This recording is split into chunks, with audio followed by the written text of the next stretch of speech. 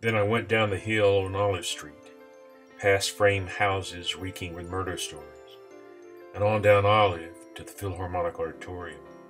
And I remembered how I'd gone there with Helen to listen to the Don Cossack choral group.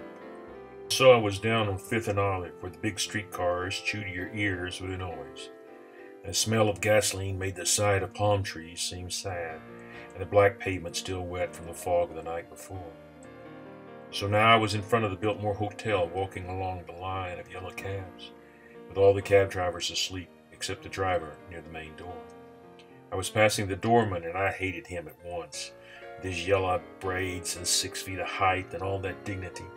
And now a black automobile drove to the curb, and a man got out.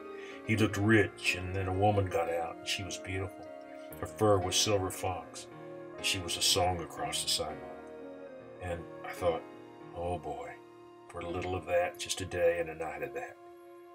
Then I stood in front of a pipe shop, and the whole world faded except for the window, and I stood and smoked them all and saw myself a great author, stepping out of a big black car, and she was there too, proud as hell of me, the lady in the silver fox. Los Angeles, give me some of you. Los Angeles, come to me the way I came to you, my feet over your streets. You pretty town, I loved you so much, you sad flower in the sand. You pretty town. This passage is from Ask the Dust by John Fante. If you've never read or even heard of John Fante, don't fret. You're far from alone. Today, Fante is considered at best a cult novelist, and at most a precursor to the far more celebrated beat writers like Kerouac and Ginsberg. Actually, Fante is a neglected national treasure. Fante was born in Denver, Colorado on April 8, 1909.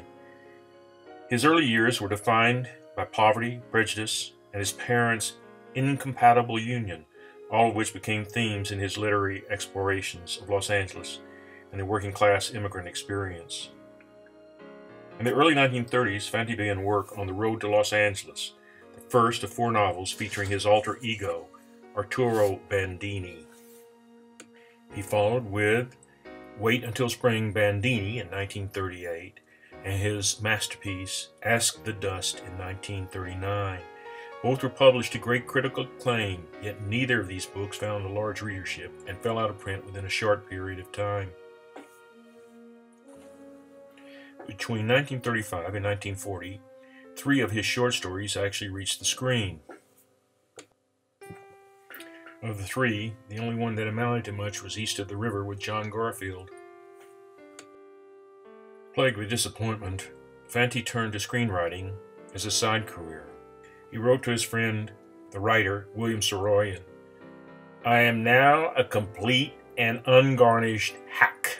In 1955, he was diagnosed with diabetes, and by the 1970s, he had lost both legs and his eyesight to the disease.